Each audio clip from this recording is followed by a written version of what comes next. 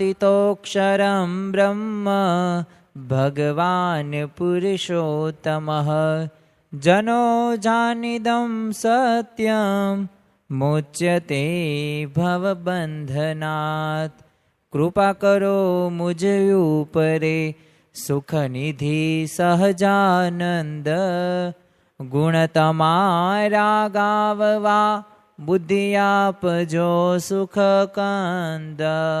गुण तमारा गाववा बुद्धि आपजो सुख कंद। श्री स्वामिनारायण भगवाननी जय। अक्षर पुरुषोत्तम महाराजनी जय। गुणातीतानंद स्वामी महाराजनी जय। प्रमुख स्वामी महाराजनी जय। प्रगट गुरु हरि महंत स्वामी महाराजनी जय। सूरत अक्षरधाम महोत्सवनी जय। दरेक दिव्य हरिभक्तों ने जय श्री स्वामी नारायण। આજના પ્રવચનનો વિષય આમ તો કોઈક નાના બાળકથી લઈને વૃદ્ધ વ્યક્તિ સુધીને દરેકને હું જેમ કહું તેમ કરવા પડે, મને જેમ ગમે તેવી રીતે થવું પડે, પરંતુ કોઈ પણને એવો વિચાર નથી આવતો કે ભગવાનને જે ગમે છે, જે સત્પુરુષને ગમે છે તેવી રીતે હું વર્તન કરું. આમ તો છે ને મન વિશે શ્રીજી મહારાજ ઘણી વખત આપણને સમજાવે છે કે જેણે મન જીત્યું તેણે જગ જીત્યું. લોકની અંદર આપણને એવું લાગે છે કે આ તો મારા કામથી, ક્રોધથી, લોભથી, અભિમાનથી, આ બધા સ્વાદથી પ્રશ્નો થાય છે. પણ જો વાસ્તવિક રીતે જો તપાસ કરવામાં આવે ને તો આપણું આ મંજીભાઈ એટલે કે આપણું આ મન રહ્યું ને આ જ મોટામાં મોટો એક પ્રશ્ન ઉપસ્થિત કરાવે છે. એ તમને સ્વાદથી પ્રશ્નો થાય છે વાત સાચી, પણ એ તમારું મગજ તમે કંટ્રોલ ન કર્યું. એટલે જ તે સદગુરુ નિષ્કુળાનંદ સ્વામીએ લખ્યું છે એમનો ગ્રંથ, એક મનોગંજન નામનો ગ્રંથ. આ મનગંજન ગ્રંથની અંદર 188 કડીની અંદર એ પરતક મન અને નિજ મન વચ્ચેનો એક સંવાદ છે. આ સંવાદની અંદર એક સત્સંગી મન છે તો એક બિન સત્સંગી મન છે. સામે પક્ષે બીજું મન એવું પણ છે, એક ધર્મ વાળું છે, એક અધર્મ વાળું છે, એક પ્રામાણિકતા, નિષ્ઠા, કાર્ય પ્રત્યે સમર્પણ, આવા સંસ્કારો યુક્ત મન છે. તો બીજું મન પાછું એવું પણ છે કે અસત્યતા વાળું છે, અપ્રામાણિકતા વાળું છે, છટકવા વાળું મન છે, એક હરામી મન છે, તો એક પાછું સારું પણ મન છે. એમ દરેક વ્યક્તિના જીવનની અંદર આ પોતે જે મન બાબતે જે ખ્યાલ ખોટા છે ને એ ખરેખર સમજવા ખૂબ જરૂરી છે. કારણ કે દરેક પ્રશ્નનો મૂળ છે ને એ આપણું એક મન છે. તો આજે આપણે ગુણાતીતાનંદ સ્વામીની એવી એક વાતનું નિરૂપણ કરવાના છીએ કે આ વાત સાંભળતા જ આપણને ખ્યાલ આવે કે ગુણાતીતાનંદ સ્વામીએ એ 1.5 લીટીની અંદર આપણને કેવું જ્ઞાન આપ્યું છે. જો જ્ઞાનથી જ તે કોઈ પણ વ્યક્તિના એ સંશયો, એ પ્રશ્નોનો વિનાશ થાય છે. અને સંશય હશે ને ત્યાં સુધી કોઈ દિવસ શાંતિ આપણા જીવનની અંદર નહીં આવે. તો આપણે અનંત જન્મોથી શું કર્યું છે અને હવે આ જન્મે આપણે શું કરવાનું છે એની સરસ મજાની સમજણ આપતા ગુણાતીતાનંદ સ્વામી બીજા પ્રકરણની 82મી વાતમાં કહે છે. સૌ પ્રથમ આપણે વાંચન કરીએ અને ત્યારબાદ સમજીએ કે ગુણાતીતાનંદ સ્વામી આપણને શું સમજાવે છે. સ્વામિનારાયણ હરે સ્વામીએ વાત કરી છે, આ જીવે કરોડ કલ્પ થયા મન ગમતું જ કર્યું છે. તે એટલા કલ્પ પણ કહેવાય તો નહીં, પણ હવે તો આ દેહ કરીને ભગવાનનું ગમતું કરી લેવું. અહીંયા ગુણાતીતાનંદ સ્વામી આ ખાલી 2 વાક્યોની અંદર આપણને આ મનુષ્ય જે જન્મ મળ્યો છે ને એનો સાર આપી દીધેલો છે. અહીંયા મનના તો ચૂરે ચૂરા કરી દીધા ગુણાતીતાનંદ સ્વામીએ. જો આપણને આ વાતની અંદર જો થોડીક આપણે અંતરદ્રષ્ટિ કરીએ અને આનો ગહન થોડોક અભ્યાસ કરીએ ને તો ખ્યાલ આવે કે ગુણાતીતાનંદ સ્વામી આપણને આ વાતની અંદર આપણું મન ગમતું મૂકવાની વાત કરે છે અને ભગવાનનું આપણે ગમતો કરવાનો આદેશ આપે છે. અને પાછું કેવી વાત કરે છે તો 1-2 જન્મ નહીં, શરૂઆતની અંદર જ તે ગુણાતીતાનંદ સ્વામી શું કહે છે કે કરોડ કલ્પ. હવે પહેલા આપણને એ પ્રશ્ન થવો પડે કે આ કલ્પ એટલે શું? કરોડમાં તો ખબર પડે, કે 1 લાખ એવા 100 લાખ ભેગા કરો એટલે 1 કરોડ થાય. તો 1 કલ્પ એટલે શું? તો 1 કલ્પ એટલે કે 4 અબજ 32 કરોડ વર્ષનો સમય. આવો 1 કલ્પ ગુણાતીતાનંદ સ્વામી નથી કહેતા, કરોડ કલ્પ કહે છે. વિચાર કરો કે 1 અબજમાં 100 કરોડ હોય, એવા 400 કરોડ અને 400 ને કુલ થઈને 32 કરોડ થાય, એને 1 કલ્પ કહેવામાં આવે છે. અને આવા તો કરોડ કલ્પે આપણે શું કર્યું છે? મન ગમતું જ કર્યું છે. બીજા શબ્દોમાં જો આપણી સરળ ભાષાની અંદર સમજીએ ને તો ખ્યાલ આવે કે આપણે અનંત જન્મથી શું કર્યું છે? મન ગમતું જ કર્યું છે. કે હું કહું તેમ કરવા પડે, હું કહું તે સાચું, સામેવાળો વ્યક્તિ કે તે ખોટું. અરે આપણે તો ભગવાનનો રાજીપો જ્યારે મેળવવાનો હોય ને, એ નિયમ ધર્મ જ્યારે આપવામાં આવે ને ત્યારે તે આપણા મનને આપણે ભેળવી દઈએ છીએ. અને એવી તર્ક વિતર્ક સાથે એ છટકવાની બારી આપણે શોધતા જોવા મળીએ જ છીએ. તો ખરેખર આપણે ભગવાનને અને સંતને એ મનગમતું કરતા નથી. એ તો મારે સવારે મોડું થાય, એ આરતીની અંદર 3-4 મિનિટ, એ સભાની અંદર સમયસર ન પહોંચવાના બહાના હોય, એ એકાગ્રતા રાખવાના બહાના હોય, આ બધા પ્રકારની એક છટકબારી આપણે કરીએ છીએ. કેમ? આપણું ગમતું. જો સૌ નાના બાળકને પણ છે ને, એને ગમતું તમે કરો ને, એને બહુ ગમે. એને ઘૂઘરો હલાવો ને દાંત કાઢે ને તો પછી તમે ગમે તેવું સારું રમકડું તેને સામે લાવીને દઈ દો ને, પણ એને રસ કેમાં હશે? ઓલો તમે ઘૂઘરો ચલાવો છો ને એમાં જે અવાજ આવે છે ને એમાં જ એને ગમશે. તો જો એમાં એને ઈ તમે કરશો ને તો તેને ગમશે. બાકી તો એને કરતા વધુ ઓલું રમકડું એનું મોંઘું છે 10 ગણું, પણ છતાં એને ગમતું નથી. તો જો એક નાના બાળકને પણ પોતાને ગમે ને એવું થાય ને તો એને અતિશય પ્રિય છે. અને ખરેખર આપણે અનંત જન્મો લીધા છે. આ કોઈ ખોટી રીતે કહેવામાં આવતું કે બીવરાવાની વાત નથી. શ્રીજી મહારાજે પણ વચનામૃતની અંદર કીધું છે કે તમે આ દરિયો જોવો છો ને, દરિયો એટલે કે એનો કોઈ દિવસ તમે માપી ન શકો, એટલું બધું ખારું પાણી એની અંદર હોય. તો એ જેટલું પાણી છે ને એટલું આ જીવે એટલે આપણે, હું કે તમે કે બધાએ એટલું માતાનું ધાવણ આપણે પીધેલું છે, એટલા આપણે જન્મો લીધેલા છે. બીજું મહારાજ એ પણ કહે છે વચનામૃતની અંદર કે ઇન્દ્ર કે દેવ બ્રહ્મા આ બધા આપણે બની ગયા છીએ આ જીવી આપણે કરીને. તો જો આપણે અનંત જન્મો તો લઈ જ લીધેલા છે, આ તો ફાઇનલ છે. પણ આપણે દર જન્મે શું કર્યું છે? એકની એક ભૂલ કે મન ગમતું જ કર્યું છે, ક્યારેય ભગવાન કે સંતનું ગમતું કર્યું નથી. અને એટલે જ તે અત્યારે એનું કારણ એ છે કે આપણે અત્યારે શું લઈ રહી છીએ? જન્મ મરણની અંદર બસ એ ગર્ભવાસની અંદર આપણે ફર જ કરવી છે. આ જન્મ અહીંયા હોય, બીજી જગ્યાએ બીજે જન્મ હોય તો ત્યાં કંઈક સારા સંસ્કારો છે, સંચિત કર્મો છે ત્યાંથી, પણ મોક્ષ આપણો થયો નથી. તો જો આપણા મોક્ષની અંદર કોઈક વિઘ્નકારક થનાર છે ને હોય તો એ કોણ છે? આપણે જ છે. એના પાછા મનમાં એ વિચારો હોય તે કેવા કેવા હોય છે. અને આપણે એવા વિચારો કરીએ પણ છીએ કે મારે આ જ ક્રિયા કરવાની અને આ રીતે જ કરવાની, હું તો છે ને આમ જ કરવાનો છું અને આમ જ સમજવાનો છું. તમારે સમજવું હોય તો સમજો, ન સમજવું હોય તો કાંઈ નહીં. બાકી તો મેં આવું સમજો છું એટલે આવું જ થવું પડે. એટલે આવી રીતના થશે. તમારે જોડાવ હોય જોડાવ, નકર કાંઈ નહીં. અમુક તો પાછા કેવા મન ધાર્યાવાળા માણસો હોય કે ભગવાન કે સંતની રુચિ મુજબ તે ક્રિયા જ્યારે સોંપવામાં આવે ને તો થોડું પોતાનું ઉમેર દે અને એવો વિચાર કરીને પોતે ક્રિયા કરે. તો જો આવા વિચારો આપણે મગજની અંદર રાખીએ ને તો આ લોક અને પરલોકમાં બંને જગ્યાએ દુઃખી થઈએ છીએ. એટલે ખરેખર આપણે આ ભૂલ તો કરીએ જ છીએ. મનગમતું કરવાથી ઘણા બધા દુઃખો પણ થાય જ છે. જો દુર્યોધનની મહાભારતની અંદર આપણે વાત કરીએ કે 18 દિવસનું એ ભીષણ જે યુદ્ધ થયું જેને મહાભારત નામ આપવામાં આવ્યું, પણ આ મહાભારતનો જો કોઈ એક મુખ્ય કોઈક પાત્ર વિલન હોય ને તો આ દુર્યોધન. પોતાનામાં અહંકાર તો હતો જ તે, પણ મનની અંદર કેવો અહંકાર હતો? મનની અંદર એવું એને વિચાર્યું હતું કે મેં જે ધાર્યું ને એ પ્રમાણે જ થવું પડે. તો એ ગુરુ દ્રોણાચાર્યનું પણ નથી માનતો, એ ભીષ્મ પિતામાનું પણ નથી માનતો, કૃપાચાર્યનું પણ નથી માનતો, અરે પોતાના પિતા ધૃતરાષ્ટ્રનું પણ માનવા તૈયાર નથી. એ પાંડવોને એમના હકનું રાજ્ય પાછું આપી દેવા માટે શ્રી કૃષ્ણ ભગવાન વિષ્ટિકાર માટે જાય છે. સમજાવવા માટે જાય છે, અને છતાં પણ એને પોતાનું મનોવલણ નથી બદલતો.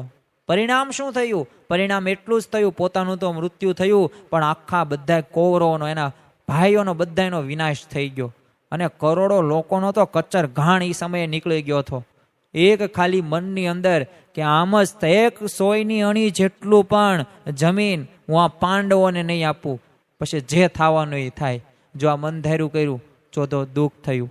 સંવંત 1869 સાલની અંદર ગુજરાતની અંદર એક કારમો દુષ્કાળ આવ્યો હતો, અને આ દુષ્કાળ જે હતો એનું નામ ત્યારે આપવામાં આવેલું હતું 69 કાળ. અને એ સમયે પરિસ્થિતિ પણ એટલી ભયંકર હતી, અને ખરેખર ત્યારે ખાવાનું અન્ન પણ મળતું નહોતું. એટલે ભક્તોની રક્ષા માટે શ્રીજી મહારાજ તો અંતર્યામી, અને બધાનું જાણતા હતા કે આવતા વર્ષે શું થવાનું છે. એટલે ગામો ગામ પોતે વિચરણ કરવા માટે જાય, અને બધાને ચેતવે, જે ભક્તો હોય, ગુણભાવી હોય, મુમુક્ષુ હોય, કે તમે આવતા વર્ષે કપરો કાળ આવવાનો છે, એટલે તમે પશુ કે અન્ય ચીજ વસ્તુઓ વેચીને પણ તમે અનાજનો સંગ્રહ કરજો, કારણ કે આવતા વર્ષે દુષ્કાળની પરિસ્થિતિ છે, એમાં તમને ખાવાનું નહીં મળે, આ બધી વસ્તુઓ હશે. ત્યારે શ્રીજી મહારાજ એક સમય ઉપલેટા ત્યારે પધાર્યા હતા, અને આ વાત છે ને એમને વેરાભાઈને જણાવી. અને વેરાભાઈ તો પોતે સત્સંગી હતા. એમણે મહારાજને કીધું, મહારાજ અમારે તો ગોંડલના રાજાનું પસાયતું છે, એટલે ઘોડા વેચી નાખવા અમને પાલવે નહીં. એટલે તમે વાત કરો છો, વાત ભલે સાચી છે, પણ અમારે ઘોડા જે રહી વેચાય એમ નથી. એટલે પોતે ઘોડા નથી વેચતા અને પાલવે છે પોતે. અને મહારાજ તો વેરાભાઈને ફરી એમને સમજાવ્યા કે ખરેખર તમે આવતા વર્ષે અનાજની બહુ તાણ રહેશે, એટલે તમે બધું વેચી દો, અને એના જે પૈસા આવે એમાંથી તમે અનાજ ખરીદી કરો. પણ છતાં પણ વેરાભાઈને ગળા હેઠે વાત ઉતરતી નથી. અને બીજા જ વર્ષે મહારાજે જેમ કીધું હતું ને એમ 69મો એ દુષ્કાળ પડ્યો. ભયંકર દુષ્કાળ કેવો આવ્યો કે મનુષ્ય અને પશુ પાણી વિના તરફડવા લાગ્યા, અનાજના સાંસા પડવા લાગ્યા. અને જો વેરાભાઈએ મહારાજની વાત સ્વીકારી નહોતી, એટલે એમની તે જે સ્થિતિ હતી ને તો ચિથરે હાલ પરિસ્થિતિ થઈ ગઈ. અને મહારાજને પંચાળામાં મળે છે, અને રડતા રડતા મહારાજની માફી માગતા કહે છે કે મહારાજ, મારો અપરાધ ક્ષમા તમે કરો. મેં અમારા જાતિ સ્વભાવના તોરમાં આપની આજ્ઞા મેં પાળી નહીં, એટલે મને દુઃખ આવ્યું. અને પછી તો મહારાજ તો પોતે દયાળુ છે, ભગવાન કેવા દયાળુ, અધમ ઉદાહરણ છે, એ તો દરેકનો ઉદ્ધાર કરે. એટલે શ્રીજી મહારાજે તો પોતે કહ્યું, ઝીણાભાઈને કીધું કે આમની તમે મદદ કરજો. પછી વેરાભાઈને સમજાઈ ગયું કે આ મનનું ગમતું મૂકીને ભગવાનના ગમતામાં રહ્યા હોત ને તો આવું દુઃખ કદાપી સહન કરવું ન પડે. એટલે વાસ્તવિક જગતની અંદર એવું જ છે અત્યારના સમયની અંદર. જો અત્યારે મહંત સ્વામી મહારાજ પણ એ તમે બાળકોને એ મિશન રાજીપો આપી રહ્યા છે. 1 વર્ષથી આ સતત એક પ્રોજેક્ટ છે બાળ પ્રવૃત્તિની અંદર. તો જે જોડાઈ ગયા તો એને એ વિદ્વાન તો બની જ ગયા છે, જે 315 સંસ્કૃત શ્લોક કર્યા છે, પણ એ ભવિષ્યની જે તે પરીક્ષાની અંદર એ દરેક ક્ષેત્રની અંદર તે આગળ છે. અને ખરેખર એ અંતરથી પોતે રાજી થાય છે સત્પુરુષ. અને જો આપણે સત્પુરુષનો રાજીપો મેળવી લઈએ ને તો આ લોકના તમે ગમે તેટલા તમારે જે કાર્ય કરો એ તો સફળ બને, પણ પરલોકનું પણ તમે એ કાર્ય એ ભાથું તમે ભરો છો. કારણ કે તમે કોની સેવા કરો છો? એ સત્પુરુષના વચન પ્રમાણે તમે તમારું જીવન વ્યતીત કરો છો, એ પ્રમાણે તમે સેવા કરો છો. તો જો તમે તમારું મન ધાર્યું મૂક્યું અને ભગવાનને સંતે જેમ કહ્યું એમ તમે કર્યું તો ભગવાન અને સંત રાજીને રાજી છે.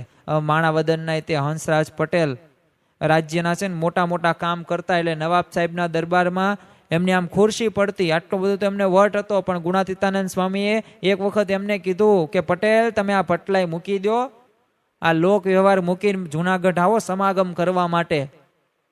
પરંતુ પટેલના મનની અંદર તો પોતે બુદ્ધિશાળી હતા, અને એટલે જ તે એ માણાવદનના જે હંસરાજ પટેલ હતા એ મોટા મોટા કામો એટલા કરતા હતા, એટલે એમની વાહ પણ એટલી બધી હતી.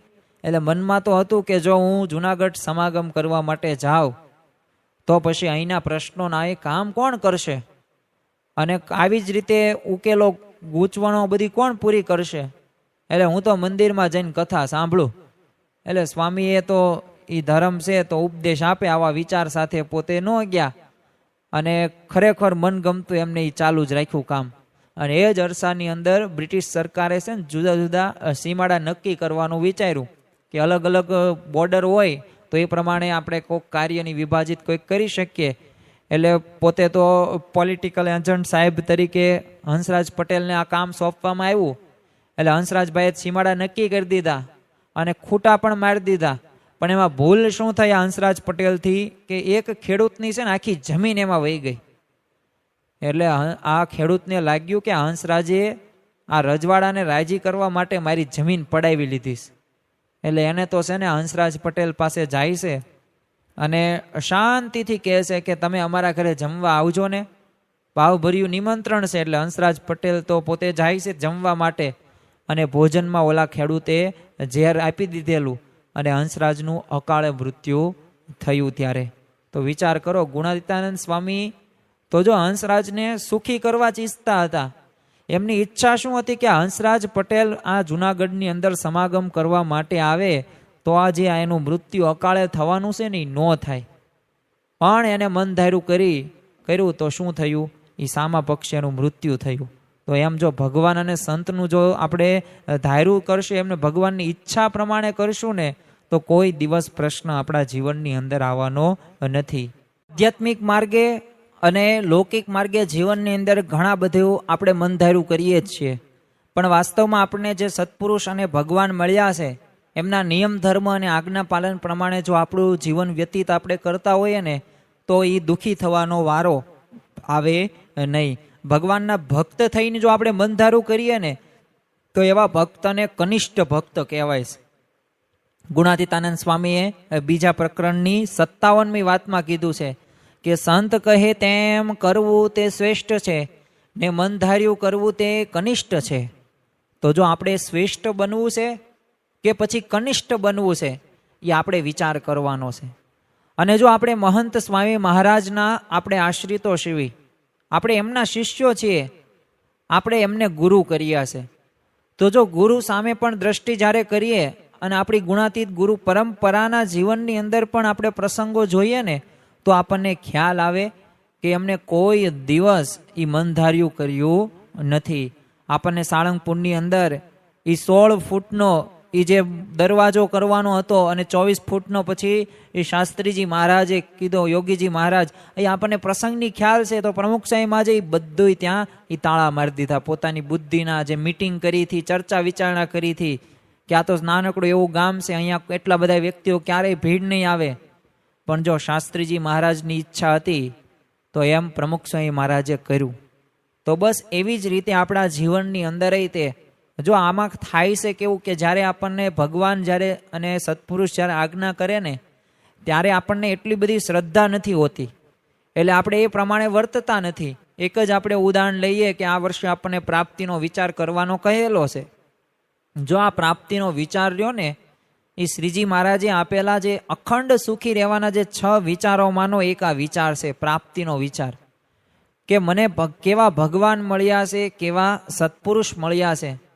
આ એક પ્રકારે અસ્મિતા અને ગૌરવ પ્રગટાવે ને એવી વાત છે.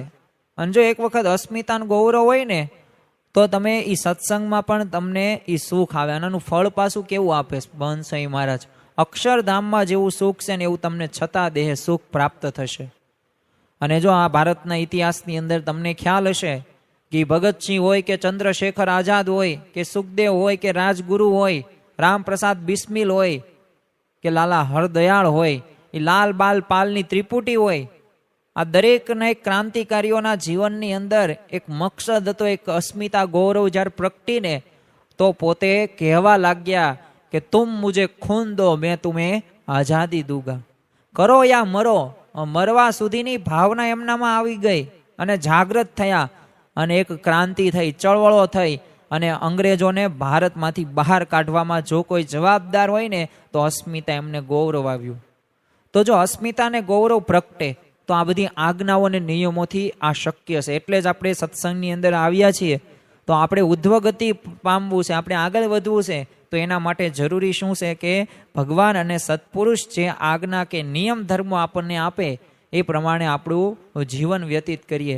બોચાસણમાં જ્યારે યોગીજી મહારાજના સમયમાં ઉત્તમ ચરણદાસ નામે એક યુવાન સેવાભાવી સંત હતા. એટલે તેઓ બોચાસણ મંદિરની અંદર ગૌશાળા જે હતી એ બધી તે ગાયોની બધી સેવાઓ કરે. અને એકવાર યોગીજી મહારાજે વિનુભાઈ ને છે ને ઉત્તમચરણ સ્વામીને બોલાવીને લાવવા કીધું.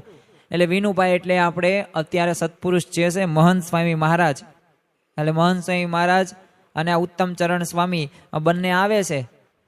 એટલે યોગીજી મહારાજે તો આ સૌ પ્રથમ આ ઉત્તમચરણ દાસ સ્વામીને પ્રસાદ આપે છે અને કહે છે, યોગીજી મહારાજ તો લહેકાથી કહે કે ગુરુ 8 દિવસ તમે હાલો અમારી ભેગા, તમને ખૂબ સુખ આપવું છે અને તમારી વાતો કરવી છે, તમારી બધી વાતો ભગવાનને સંતની કરવી છે તમારી સાથે.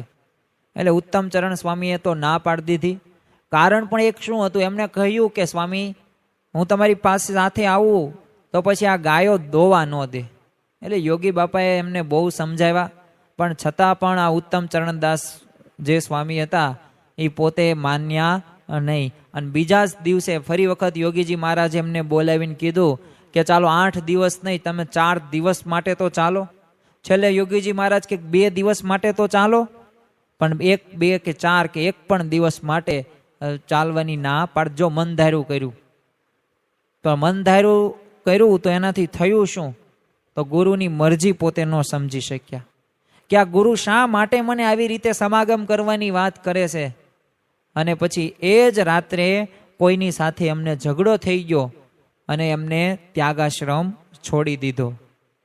તન કી જાણે મન કી જાણે, જાણે ચિત્ત કી ચોરી. ભગવાન આગળ કે સંત આગળ તમે કાંઈ છુપાવી ન શકો. તો અહીંયા યોગીજી મહારાજને ખ્યાલ હતો, પણ જો એમનો સમાગમ કરવા માટે તૈયાર ન થયા તો આ પ્રશ્ન ઉપસ્થિત થયો. પછી પોતે સાધુ થઈ રહ્યા નહીં, ત્યાગાશ્રમ એમને છોડી જ દીધો. તો જો યોગીજી મહારાજની એ આજ્ઞા માની લીધી હોત તો આવડો મોટો પ્રશ્ન આવે નહીં. નડિયાદમાં તે રામચંદ્ર સુથારને યોગીજી મહારાજે સાધુ થવાય પૂછ્યું હતું અને કીધું કે તમે સાધુ થશો? એટલે રામચંદ્રભાઈએ તો હા પાડેલી, પણ યોગી બાપાએ 3 વાર પાણી મુકાવીને સંકલ્પ આવી રીતે કરાવ્યો. અને 2 વર્ષ પછી તો એ બાવળામાં મળ્યા. એટલે યોગી બાપાએ એમને કીધું કે તમે સાધુ થાવ તો અમે તમને મંદિરના કોઠારી બનાવી દઈએ અને તમારી 71 પેઢી તરી જશે, એટલે તમે સાધુ થાવ. પણ નોકરીના બહાને એમને તો છે ને ના જ પાડી દીધી, ના મારે અત્યારે સાધુ થવું નથી. અને પછી બોચાસણની અંદર રામચંદ્રભાઈના લગ્નના આશીર્વાદ લેવા માટે આવે છે. ત્યારે યોગીજી મહારાજે કીધું, ઓલું કહેવાય ને લાલ બત્તી વોર્નિંગ આપી કે સંસારમાં તમે પડશો નહીં, બહુ દુઃખ આવશે, એટલે ભગવાન ભજી લો, આવી ઘણું બધું સમજાયું. પણ છતાં એમણે લગ્ન કર્યા અને પરિણામ શું આવ્યું? તો પરિણામ એ જ આવ્યું કે 15 જ દિવસની અંદર એમની પત્ની નાસી ગઈ. અને બીજા લગ્નમાં 2 વર્ષમાં એ છૂટાછેડા લેવા પડ્યા. જો પોતે દુઃખી થઈ ગયા. પછી તો પસ્તાવા સાથે યોગીજી મહારાજ પાસે આવે છે અને કહે છે કે સ્વામીનું આ વચન પાળ્યું હોત ને તો તેઓ રાજી થઈ ગયા હોત, પણ આજે તો ઘાંચીના બળદની જેમ બસ ચક્કર મારીને ત્યાં ને ત્યાં જ પડી રહ્યો છું. જો અફસોસ કરવાનું એક પ્રકારે આપણને અવકાશ ન મળે ને, એ માટે ભગવાન અને સંતની આપણે આજ્ઞા અને વચનો પાલન કરવાના છે. જો આ રામચંદ્ર સુથારે જો માની લીધું હોત ને તો આ બધાય પ્રશ્નોની અંદર તેઓ ન આવે, પણ ન માન્યા. મુક્તાનંદ સ્વામીએ જેટલે એક પદની અંદર લખ્યું છે ને કે મેલ મન તાણ ગ્રહી વચન ગુરુદેવનું, સેવતું રૂપ એ શુદ્ધ સાચું, મનમત થઈને તું કોટી સાધન કરે, સદગુરુ શબ્દ વીણ સર્વે કાચું. એ સદગુરુના શબ્દના વેણ વગર છે ને બધું કાચું છે. ગમે એટલા તમે સાધનો ન કરો, એ કોટી તપ કરો, જપ કરો, વ્રત કરો, દાન કરો, પ્રદક્ષિણા કરો કે ધ્યાન કરો, પણ છતાં પણ એ સદગુરુ સંત કે ભગવાન જે આજ્ઞા કરે છે, જો આજ્ઞા પ્રમાણે તમારું જીવન તમે ન કરો ને તો કોઈ પ્રકારે એ સારું ન કહેવાય. એટલે મુમુક્ષ માત્રને ઉપદેશ અહીંયા મુક્તાનંદ સ્વામી એ જ આપે છે કે તમે મનથી તાણ છોડી દો, એટલે મન ગમતું મૂકી દો અને કોનું વચન ગ્રહણ કરો? ગુરુનું વચન ગ્રહણ કરો અને ગુરુના સ્વરૂપનું સેવન કરશો.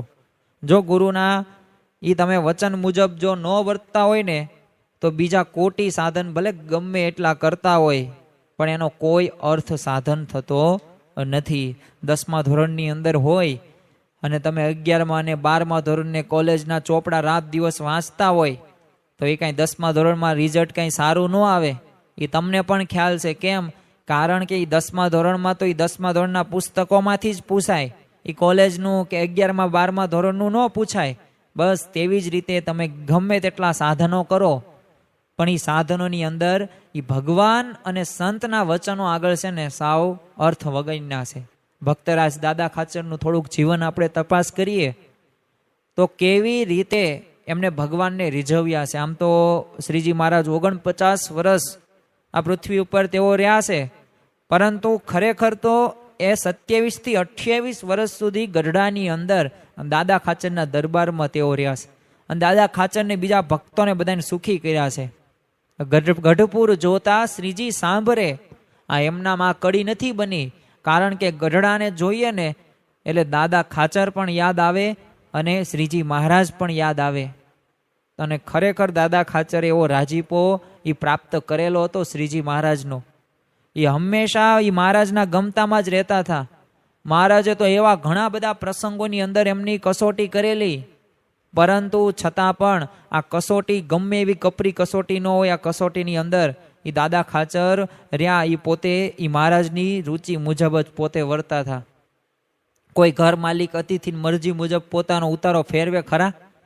આ જ્યારે તમને કહેવામાં આવે તમારા ઘરે કોઈક વ્યક્તિ આવે અને એમ કે અહીંયા નથી સુવાનું, તમારે ઉપર હોવાનું, તમે શું કહો? હાલ તો થા, મારું ઘર છે ને તું મને હોવાનું કેસ બીજી જગ્યાએ?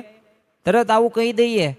પણ અહીંયા તો દાદા ખાચરે 1-2 વાર નહીં, પણ શ્રીજી મહારાજે 56 વાર એ દાદા ખાચરનો ઉતારો ફેરવેલો છે.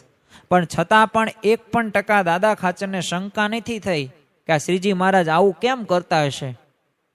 આવી રીતે હેરાન થોડો કરાય. હું એમને સાચવું છું ને આ બધા પરમહંસો ને સંતોને, અને અહીંયા ખાવાના તે દાણાય કાંઈ નથી, છતાં હું કેવી રીતે આ બધું લાવું છું, મને મારું મન જાણે છે. આવું એમને ક્યારેય નથી કર્યું. એટલું જ નહીં, દાદા ખાચરનો જે ગરાસ હતો, આ ગરાસ જેટલું પણ હતો ને એ બધો કોના નામે કરી દીધો? તો એમના બહેનોના, જીવુબાન લાડુબાન નામે કરી દીધો. અને પાછું શું કીધું કે તમારે હવે અહીંયા ગઢડા નથી રહેવાનું, તમે જાઓ બીજે નોકરી કરવા જાઓ ભાવનગર. અને પછી મહારાજ એમને પાછા વાળ્યા. દાદા ખાચર તો જાય જ છે, પણ પછી જીવુબા લાડુબાન કીધું કે તમે તો આ બધું ભાવનગર ઘણું બધું આમથી આમ કામ હોય છે, કાગળિયાનું ને એવું બધું, તો કોણ કરશે? તો તમારે સેવકની જરૂર પડશે. તો હું કીધું કે આ દાદા ખાચર રહ્યા ને એ જ તમારા સેવક, એ જ ગોલા. તો બોલો, દાદા ખાચર બહેનોના ગોલા થાય છે, એ સેવકો થાય છે. જરા પણ એમને સંકોચ નથી થતો. એમને શ્રીજી મહારાજે તે ક્યાં સુધી કસોટી લીધી, તો એમને ભાવનગરની અંદર એમનો કેસ ચાલતો હતો ગરાસ બાબતે સંબંધિત. તો જ્યાં સુધી મહારાજ રહ્યા ને, દર વખતે મહારાજ એમને આશીર્વાદ આપે કે આ વખતે તમારું કામ થઈ જશે, કામ થઈ જશે. પણ દર વખતે વિલા મોઢે દાદા ખાચર પાછા આવતા. પણ હા, ક્યારે એમને પ્રશ્ન નથી કર્યો કે ઓહો તમે તો આ સર્વોપરી ભગવાન છો અને તમે તો આમ ચપટીમાં બધું કરી શકો, બધું જાણો છો, તો આ સોલ કેમ નથી થતો કેસ? પણ એમને કોઈ શંકા નથી રાખી. એ પછી મહારાજ જ્યારે અંતર ધ્યાન થયા ને પછી બીજા અઠવાડિયાની અંદર એ કેસ સોલ્વ થઈ ગયો. પણ છતાં પણ દાદા ખાચર રહ્યા, એમને ક્યારેય તે મનુષ્ય બુદ્ધિ, એમને કેવા વિચારો પણ આવ્યા નથી. બસ દિવ્ય છે, જે લીલાઓ કરે છે એ બધી દિવ્ય છે. તો ખરેખર એમનું મહારાજ એ દાદા ખાચરને જેમ વાળતા હતા ને એમ દાદા ખાચર વળતા હતા. જો મહારાજ રહ્યા ને એ વશમાં આમ નહીં થાય, તમે ગમે એટલું તમે સાધનો કરશો ને, પણ જો ભક્તિ ભાવ હશે, ધર્મ ભક્તિ અને એવો વૈરાગ્ય તમારા જીવનની અંદર હશે અને જ્ઞાન હશે, તો ખરેખર એકાંતિક ધર્મ તમે સિદ્ધ કરી શકો અને એ સત્પુરુષને પણ રાજી કરી શકો. અને શ્રીજી મહારાજ પણ એ તમારા ઉપર કૃપા દ્રષ્ટિ, અમી દ્રષ્ટિ રાખે. તો આપણા જો ગુરુજનોએ તે આચરણ દ્વારા આપણને એ ગુરુ ગમતા રહેવાને આપણને સતત પ્રેરણા આપે છે. અને વડતાલમાં તે જ્યારે શાસ્ત્રીજી મહારાજ મંડળમાં રામ રતનદાસ નામે એક સંત હતા. હવે એમની પાસે છે ને શ્રીજી મહારાજના ચરણાવિંદની છાપ હતી અને એની ઝાંખી હતી. એટલે એમને શાસ્ત્રીજી મહારાજ પાસેથી બીજા સારા ચરણાવિંદની છાપ બદલી આપવાની વાત કરી. એટલે શાસ્ત્રીજી મહારાજે ના કહી, પણ શાસ્ત્રીજી મહારાજના મંડળના જે મુખ્ય સંત હોવાથી તેઓ ન આપે એ યોગ્ય હતું. કારણ કે જે મુખ્ય હોય એમની પાસે આ હોય. એટલે રામદર્તન દાસે ભગતજી મહારાજ પાસે જઈને કીધું કે આ શાસ્ત્રીજી મહારાજ પાસેથી ચરણાવિંદની જોડ બદલાવો ને. આવી રીતના વાત કરી. ભગતજી મહારાજે શાસ્ત્રીજી મહારાજને બોલાવીને કીધું કે આ રામ રતનદાસ પાસે ચરણાવીને તમે બદલી આપો. એટલે રાજી થકાશે ને શાસ્ત્રીમાં તૈયાર થઈ જઈશ. પણ રામ રતનદાસે લોભી સ્વભાવ હતો. જો લોભ રહ્યો ને વ્યક્તિને ક્યારેય તે સંતોષ ન અપાવે. અને હકીકતની અંદર લોભ ક્યારેય ખૂટતો પણ નથી. તમે જો કોઈક ધન સંપત્તિ કે કોઈક મકાન કે મિલકતોનો હોય ને, તો એને સેવા કરવી કે દાન ધર્માદો કરવો ગમે નહીં. જો આપણે વેતરણ એક સારી બાબત છે, પણ એક પ્રકારે એક લોભ કરવો ને, તો આ લોભ એક સારી બાબત નથી. એમાં છે ને વિકાસ ન થાય વ્યક્તિનો, અને અધ્યાત્મ માર્ગની અંદર પણ આગળ વધી ન શકાય, અને આમ પણ લૌકિક માર્ગે પણ તમે આગળ વધી શકતા નથી. કારણ કે લોભ જ તે એટલો સ્વભાવ તમારો હોય, લોભિયા હોય, તો એ લોભિયા ખરેખર ધૂતારા જ લૂંટે છે એમના ધન. તો આવી એક કહેવત પણ જોવા મળે છે. તો અહીંયા તો લોભિયો સ્વભાવ હતો, એટલે ચરણાવીને તો બદલવાને બદલે છે ને બીજી નવી જોડ માગી લીધી. અને ભગતજી રામદાસના સ્વભાવથી તો ઉદાસ થઈ ગયા, પણ શાસ્ત્રીજી મહારાજને તો એ ગુરુ ભગતજી મહારાજને પ્રસન્ન કરવા હતા, એટલે સાચી સારી જે ચરણાવીદની છાપ હતી ને એમને આપી દીધી. તો જો આમ ગુરુ મરજીમાં પોતાની મરજી ભેળવી દીધી, અને શાસ્ત્રીજી મહારાજે એ આપણા માટે જો આ સાધનાની સાચી રીત શીખવી છે કે ગુરુની જે મરજી હોય, એ ભગવાનની જે આદેશ હોય ને, એ વચનો હોય, આ વચનો આપણે સારધાર આપણા જીવનની અંદર આપણે આત્મસાત કરવા. પ્રમુખ સ્વામી મહારાજને પણ બાળપણથી છે ને અંગ્રેજી ભાષાનો અભ્યાસ કરવાની બહુ ઈચ્છા હતી, અને શાસ્ત્રીજી મહારાજે એમને સાધુ કરવા જ્યારે લઈ ગયા ત્યારે એમણે વચન પણ આપેલું કે અમે તમને અંગ્રેજી ભણાવશું. પણ દીક્ષાના બીજા જ દિવસથી છે ને શાસ્ત્રીજી મહારાજે તો પોતે એક પ્રકરણ ફેરવું અને સ્વામી બાપાને શું કીધું, અંગ્રેજીના સ્થાને તમારે હવે સંસ્કૃતનો અભ્યાસ કરવાનો છે. અને આ સંદર્ભની અંદર પ્રમુખ સ્વામી મહારાજને એકવાર જ્યારે પૂછવામાં આવ્યું હતું કે સ્વામી બાપાએ કહેલું કે ભાષાને વળગી રહીએ ને તો સ્વામીનો રાજીપો ન થાય, શાંતિ ન થાય, આપણે સ્વામી કહે ને એમ કરવાનું, એટલે બીજી પંચાત થાય જ નહીં. જો આપણે આ પંચાત કરવા માટે આપણે પ્રયત્ન કરીએ, કેમ સામેવાળા વ્યક્તિ માટે આપણે લપ થાય, આપણે એની સાથે ટક્કર થાય, સામે સામે આપણે બોલીએ બાંધીએ, આપણે એવું માનતા હોય. પણ અહીંયા તો જો આપણા સત્પુરુષ અને આપણી ગુણાતીત ગુરુ પરંપરા, એ ગુરુ કહે ને એની રીતે રીત, બસ આ જે રીત રહી ને એની રીત આપણે કરશું ને પદ્ધતિ, તો આપણા જીવનની અંદર આપણે આગળ વધીશું. પ્રમુખ સ્વામીમાં આજે આ રીતે પોતાનું જો સમગ્ર તમે જીવન જુઓ, એ ગુરુ ગમતામાં જ તે વિતાવ્યું છે. તો આ રીતે એક આદર્શ ગુરુ ભક્ત કોને કહેવાય ને, એ આપણી ગુણાતીત ગુરુ પરંપરાના આવા જીવન પ્રસંગો ઉપરથી આપણને ખ્યાલ આવે છે. તો ડગલે ને પગલે આવી પરિસ્થિતિ તો આવવાની જ છે. એક મન જે છે પરતક મન, એ તો કહેશે કે આહાર શુદ્ધિ નથી રાખવી, બહારનું જે તે ખાવું છે, જ્યાં ત્યાં ફરવું છે, જે તે જોવું છે, જેવા તેવા વ્યક્તિઓ સાથે રહેવું છે, નિયમ ધર્મ નથી પાળવા, પૂજામાં માનસી પણ નથી કરવી, તપની માળા પણ નથી કરવી, રવિ સભામાં શું જાય, એટલો જ સમય આપણે કોઈક ધંધો વ્યવસાયમાં કામ કરીએ. આ પરતક મન તો કહેશે, પણ સામે નિજ મન આપણે એટલું બધું સત્સંગી મન છે ને એને એટલું બધું આપણે પાવરફુલ બનાવીએ ને કે દર વખતે એ જ્યારે આ પરતક મન જ્યારે કહે ને ત્યારે સામે પોતે એવા બ્રહ્માસ્ત્ર, એવા નાગપાશ, એવા સુદર્શન ચક્ર સામે ફેરવે કે એ પરતક મનનું જોર્યું નહીં થોડુંક ઘટી જાય અને નિજ મન આગળ વધે. કહો નિયમ ધર્મમાં જ રહેવાનું છે. રવિ સભા એટલે 25,000નો નફો જતો કરી પણ રવિ સભામાં જવું, મારે ક્યાં 25,000નો નફો થાય છે ને 25 લાખ અત્યારના સમયની અંદર 25 લાખ થાય, એટલો બધો ક્યાં નફો થાય છે? તો રવિ સભામાં જવું જ જોઈએ, આહાર શુદ્ધિ રાખવી જ જોઈએ. ડુંગળી લસણ ખાવી મહારાજ રાને એ મહારાજ રાજી નથી થતા, ત્યાંથી દૂર ભાગે છે ભગવાન, તો ડુંગળી લસણ ન જ ખવાય. બીજું એકાદશી દિવસે હું ઓહો અન્ન હું જમું, પરતક મન કહેશે કે હું એવી એકાદશી આત્મા ન દુખાવાય, એના જેવું મોટું કોઈ પાપ નહીં, એવા શું એકાદશી બેકાદશી રહેવું. તો જો નિજ મન સારું હશે ને તો નિજ મન તરત કહેશે કે ના ના એકાદશીના દિવસે અન્ન ખાવું નહીં, માંસ ખાધા બરોબર છે, એટલે એકાદશી કરવી જોઈએ. જો આવા સારા વિચારો સાથે આગળ વધાશે, જો આ મન ધાર્યું મૂક્યું, ભગવાન અને સંતને જે ગમે છે ને એ પ્રમાણે કર્યું, આવા પ્રસંગો આવા વાક્યો આપણા જીવનની અંદર જો આપણે આત્મસાત કરતા હોય અને જો આપણે યાદ રાખતા હોય અને થોડુંક ગુરુ સામે આપણે દ્રષ્ટિ રાખવાની, કોઈ પણ નિયમ ધર્મ હોય, આજ્ઞા પાલન હોય, કે આપણા ગુરુ કેવી રીતે વર્ત્યા છે, આપણા ભગવાન કેવી રીતે વર્ત્યા છે, બસ આવા વિચારો હોય ને તો આ મન ધાર્યું અવશ્ય મૂકી શકાશે. તારીખ 7/12/2017 રોજે તે મહંત સ્વામી મહારાજે પણ ધોળકામાં આ વાત કરેલી કે આપણને ભગવાન ગમે છે, પણ ભગવાનને આપણે ગમીએ છીએ? જો આ વિચારવા જેવી વાત છે કે આપણે શું, આપણને ભગવાન તો ગમે જ છે, ઓહો કેવા મને ભગવાન મળ્યા છે, કેવા સત્પુરુષની પ્રાપ્તિ થઈ, પણ શું ભગવાનને ખરેખર આપણે ગમીએ છીએ? જો કોઈક સાથે આપણે કોઈક યુવાન હોય, યુવતી સાથે કોઈક લગ્ન કરે તો એ પહેલાં જુઓ, તમને પણ ખ્યાલ છે કે એ પહેલાં જોવા જવાનું થાય, પછી થોડીક વાતચીત થાય, પછી થોડુંક મન મળે, પછી સ્વભાવો થોડાક ભેગા, આમ તો શરૂઆતની અંદર ખબર ન પડે પણ આમ ખ્યાલ તો આવી જાય એક બે શબ્દો ઉપરથી, પછી બધું પૂછવી, એટલે બંનેને અનુકૂળ હોય ને, બંને પક્ષથી ગમતું હોય ને તો આગળ કામ વધે. પછીથી સગાઈ હોય, એન્ગેજમેન્ટ તમે જે કહો છો, પછી આગળ વાત વધે તો એન્ગેજમેન્ટથી લઈને તે વર્ષ બે વર્ષની અંદર લગ્ન પણ થાય. તો આવી રીતે જોવા મળે છે લોકની અંદર. તો અહીંયા જો બેનને પક્ષથી જો રાજી હતા તો આગળ કામ થયું, પણ અહીંયા તો આપણો પક્ષ સારો હોય પણ સામે ભગવાનનો પક્ષ સારો ન હોય તો ક્યારેય મનમેળ થાય નહીં. અને મહંત સમાજ આગળ એ પણ કહે છે કે સરળપણે વર્તે ને તો મહારાજ સહેજે પાસે આવે, એમને પ્રીતિ થાય, અને પોતાનું મન ગમતું મૂકીને ભગવાનનું ગમતું કરવું, આ સત્સંગ છે.